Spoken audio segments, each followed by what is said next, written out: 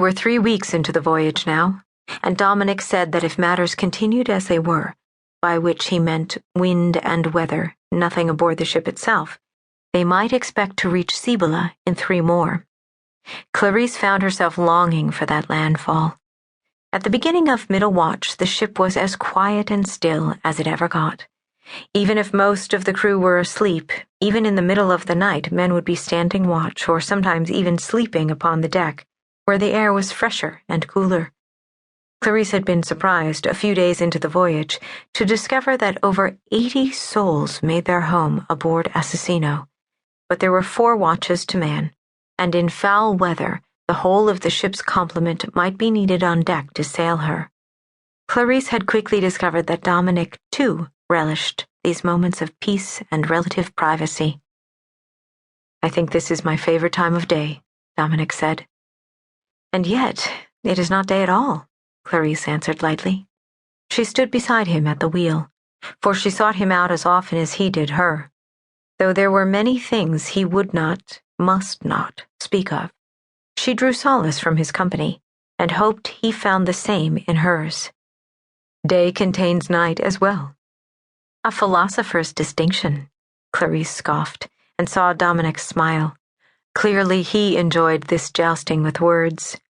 Well, if that was what he wanted, she would give it to him. Certainly she could contribute little else to his welfare and that of the crew.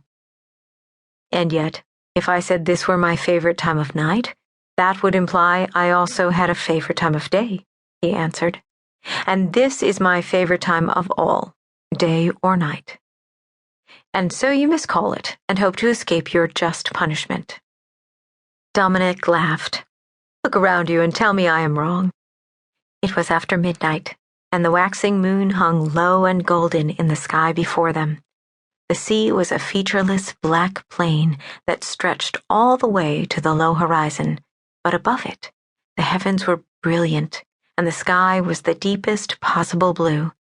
The night air was cool and soft, streaming over her skin with the motion of Assassino's passage through the night. The familiar song of the ship was joined by the hush of water streaming past the hull, and if the ship's lanterns had been extinguished, Clarice might have fancied herself some magical night bird flying through the darkness under her own power. "In truth, I cannot," she admitted. Dominick chuckled warmly. "We shall make a sailor of you yet, Clarence. It is clear the sea is in your blood, even though you have come to it late indeed."